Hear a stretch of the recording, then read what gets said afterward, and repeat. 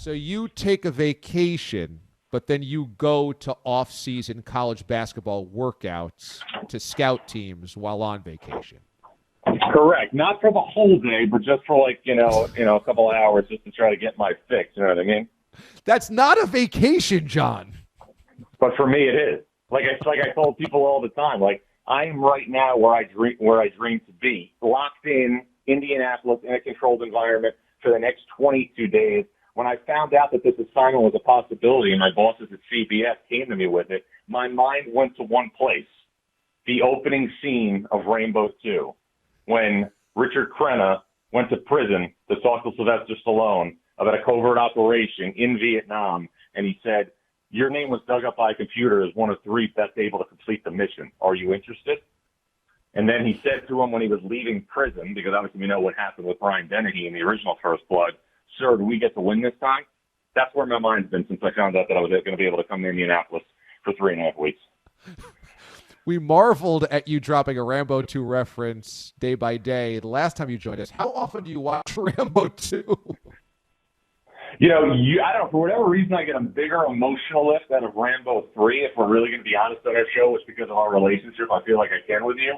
But, I think considering the circumstances of what's in front of me and what I'm going to obviously try and undertake here the next couple of weeks, this role really made me more think of Rambo 2 when obviously he had to go back to Vietnam and complete the mission.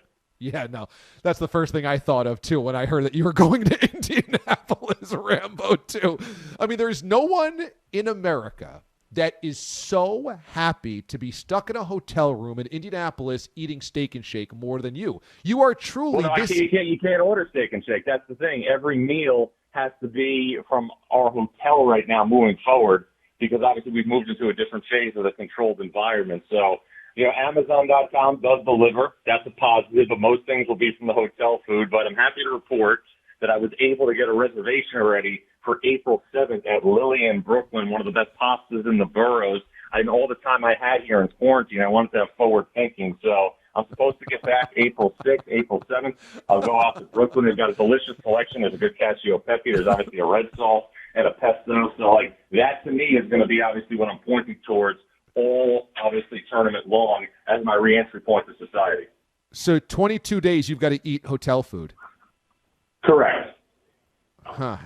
How much of a deep dive have you done on that menu so far? I mean, it's pretty simple. Breakfast kind of takes care of itself. And it's like, what do you want, chicken or salmon? So it's chicken or salmon from the hotel every night for 22 days.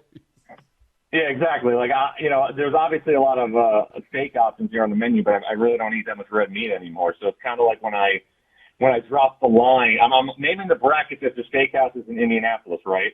But for all intents and purposes, I'm not eating a lot of red meat while I'm in the room. It's kind of like when I drop after a VCU win, a VCU home game at the Siegel Center, more like altering than a 10-day trip to Europe. But I've never been to Europe. I've also never had a glass of wine, never had a cup of coffee, and never played golf.